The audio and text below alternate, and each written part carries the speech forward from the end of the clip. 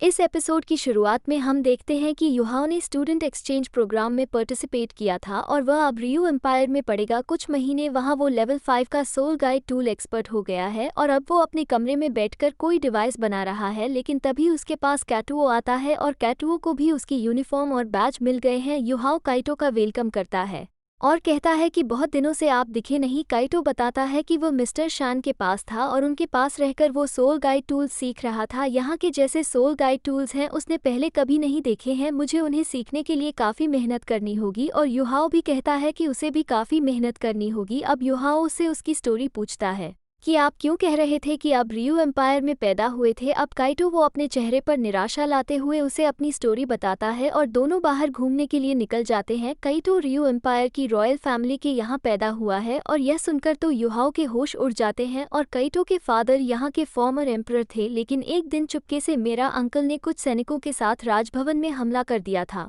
और मेरे फादर के सभी सोल्जर्स को मार दिया। उन्होंने एक एक सोल्जर्स को मौत के घाट उतारा ताकि कोई यह ना पता लगा सके कि यह अटैक किसने किया है। मेरी सिस्टर और मेरी मदर ने मुझे एक अलमारी में छुपा दिया, लेकिन मेरे सभी सिस्टर्स को और मेरी मदर को उन सोल्जर्स ने मेरी आंखों के सामने मार डाला। तो जब ये सब बता रहा होता है तो उसकी आंखें लाल हो जाती हैं और उसके मन में बहुत ज़्यादा गुस्सा आ जाता है। और युहाओ जब उसे संभालने की कोशिश करता है तो काइटो युहाओ पर ही अपने वेपन को ताक देता है, लेकिन युहाओ को देखकर उसका गुस्सा शांत होता है और वो खुद को संभालता है और वो कहता है कि रियो एम्पायर पूरी तरह से बदल गया है और मेरे अंकल मेरे दुश्मन बन गए थे और मैं वहाँ से अलमारी से जैसे तैसे करके भाग निकला और यहाँ वहाँ भटकने लगा। अब मेरी फैमिली में कोई नहीं था और मैं लगातार कई दिनों तक भूखे प्यासे बस चलता ही रहा ताकि यहाँ से बहुत दूर अपनी जान बचा सकूं। और बहुत दूर मैं एक जंगल में पहुँच गया और वहाँ पर मैं जोर जोर से रोने लगा, लेकिन तभी टीचर फैन यू मुझे वहाँ मिले और उन्होंने मुझे संभाला। मैं कभी उस दिन को नहीं भूलूंगा और अपने अंकल से इस बात का बदला ज़रूर लूँगा। युहाओ कहता है कि अभी हम काफ़ी कमज़ोर हैं, हम खुद को ताकतवर बनाकर ही उसका बदला ले पाएंगे। और युहाओ कहता है कि इसमें मैं आपकी पूरी मदद करूंगा, तुम जो बोलोगे वो मैं करूंगा। काइटो युहाओ को धन्यवाद बोलता है और कहता है कि इन बातों को 10 साल हो चुके हैं और 10 साल से मेरा गुस्सा कम नहीं हुआ है। हम मिलकर काम करेंगे और एक दिन बदला ज़रूर लेंगे। और फिर बात करके वो दोनों अपने अपने रूम में वापस चले जाते हैं। और फिर अगले दिन युहाओ अपनी लैबोरेटरी में जाता है और वहाँ उसे एक लड़की दिखता है जो सोल गाइडिंग वेपन पर काम कर रही थी।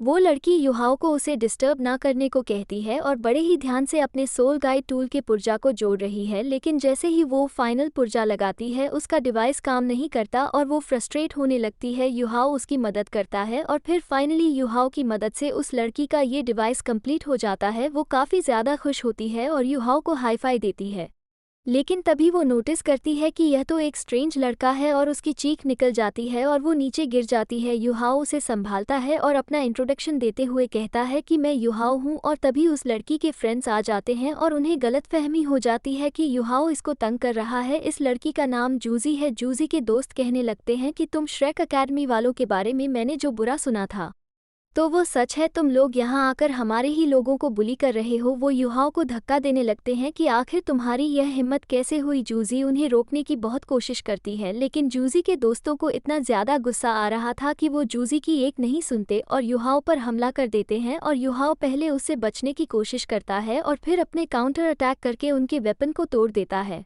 वो लोग फिर ज़्यादा इंटेंसिटी में युहाओ पर हमला कर देते हैं और अपने सारे वेपन को युहाओ की तरफ मोड़कर उसे शूट करते हैं, लेकिन युहाओ अपने आइस एक्सप्लोजन का यूज़ करके उनमें से लड़की को तो गिरा देता है और फिर लड़के के पास जाकर तुरंत उस पर अपने मेंटल शॉक अटैक का यूज़ करता है, जिससे लड़का भी वहीं बेहोश सा हो जाता है। जूजी युहाओ को रोकने की कोशिश करती है, लेकिन अब युहाओ का ऑरा उस पर हावी हो गया है और वो जूजी पर भी हमला करने के लिए आगे बढ़ता है और वो वर्ल्ड डोमिनेशन यूज़ करके जूजी पर हमला कर देता है। वो तो सही टाइम पर उसे खुद पर काबू आ जाता है और वो 2 सेंटीमीटर्स दूर ही जूजी से रुक जाता है। वहाँ इनके टीचर शान जिवन भी आ जाते हैं और पूछते हैं कि आखिर यहाँ क्या चल रहा है। वो जूजी के लड़की दोस्त युहाओ की शिकायत करने लगती है कि युहाओ हमें बुली कर रहा था, लेकिन जूजी टीचर शान जिवन को सच बता देती है कि मेरे इन 2 दोस्तों को मिसअंडरस्टैंडिंग हो गई थी जिसकी वजह से ये सब हुआ। टीचर शान जिवन भी समझ जाता है कि इसमें युहाओ की कोई गलती नहीं है, इसलिए वो किसी से भी कुछ नहीं कहते हैं। युहाओ कहता है कि मैं सभी को माफ़ कर सकता हूँ, लेकिन वैंग शोजी को नहीं। वैंग शोजी ने मेरी इंसल्ट किया है, इसलिए मैं उसे ट्रीट नहीं करूँगा। वह आधे महीने आराम करने के बाद ठीक हो सकता है। टीचर शान जिवन कहते हैं कि हम ऐसा नहीं कर सकते क्योंकि इसमें युहाओं की कोई गलती नहीं है। अगर हमने बेफालतू में एक एक्सचेंज स्टूडेंट को सजा दी तो हमारे लिए ही बुरा होगा, इसलिए मैं ही कोई रास्ता ढूंढता हूँ इससे निपटने का। डीन टीचर शान जिवन से कहता है कि मैं तुम्हें याद दिला दूं कि युहाओं काफ़ी ज़्यादा टैलेंटेड है, लेकिन दुख की बात यह है कि वो श्रेक अकेडमी से है। अब टीचर ने इन तीनों को जंगल में एक एक्सपीरियंस लेने जाने के लिए ऑर्डर दिया है ताकि युहाओ थोड़े दिनों के लिए रॉयल फैमिली की आंखों से दूर रहे और बचा रहे। युहाओ, जूजी और वो लड़की अब जंगल में जाएंगे। उस लड़की को तो काफ़ी गुस्सा आ रहा है कि युहाओ को भला हमारे साथ क्यों भेज रहे हैं, वो कितना बुरा है, और फिर टीचर उसे डांट नहीं रहे। लेकिन जूजी युहाओ से काफ़ी खुश है क्योंकि उसे पता है कि इसमें युहाओ की कोई गलती नहीं है। अब युहाओ उनके पास आता है और जूजी बताती है कि उन्हें जिंगयांग माउंटेन में जाना है, कि वो तीनों अब जिंगयांग माउंटेन की तरफ जाने को निकल जाते हैं। वो उड़कर वहां जाते हैं और बादलों से ऊपर वो आसपास के नज़ारे को देखते हुए जा रहे हैं। जूजी बताती है कि जिंगयांग माउंटेन रियो वर्ल्ड के नॉर्थ मिडल माउंटेन में है और वो वेजिटेशन और मिनरल्स में काफ़ी ज़्यादा रिच है। वहाँ काफ़ी ज़्यादा मेटल एनर्जी है और वहाँ हमें स्पेशल सोल बीस्ट मिल सकते हैं।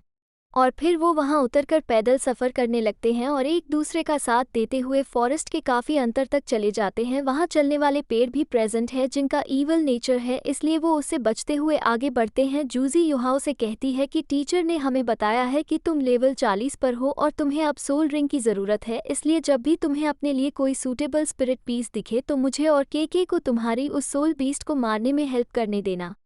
युहाओ उन्हें धन्यवाद कहता है और कहता है कि मैं तुम दोनों के लिए कुक कर सकता हूँ। वो दोनों ये सुनकर शौक हो जाते हैं कि तुम्हें खाना बनाना आता है, जिस पर युहाओ हाँ करता है और बताता है कि मैं बचपन से ही अकेले रहा हूँ और जब मैं श्रेक अकेडमी आया तो मैंने वहाँ अपना गुजारा करने के लिए फिर सेलिंग ग्रिल्ड फिश शॉप खोली थी। और फिर वो लोग थक जाते हैं, इसलिए वही अपने सोल गाइडिंग टूल की मदद से कैंप लगाते हैं और जूजी सोने चली जाती है।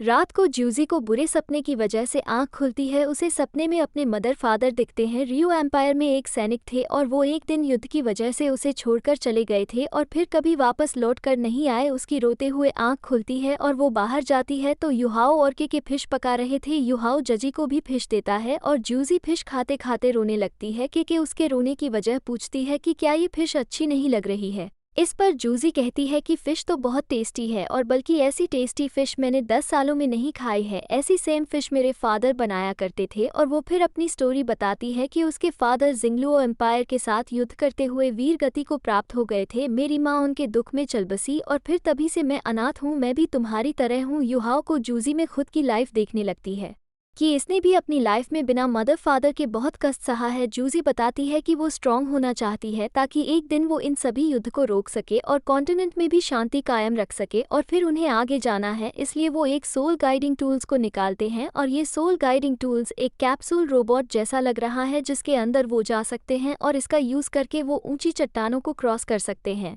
ये लेवल 6 के मास्टर्स के हमलों का सामना कर सकता है और ये काफ़ी एडवांस है। हालांकि यह अभी अपने डेवलपमेंट स्टेज में है। रियो एम्पायर इस पर पिछले 30 सालों से रिसर्च कर रहा है, लेकिन फिर भी अभी यह इसे पूरी तरह से अच्छा नहीं बना पाए हैं। अब वो सभी इसमें बैठ जाते हैं और यह रोबोट सोल गाइडिंग टूल लेकर आगे बढ़ने लगता है, लेकिन थोड़ी दूर जाते ही उन्हें काफ़ी सारे वुल्फ घेर लेते हैं और फिर यही एपिसोड खत्म हो जाता है।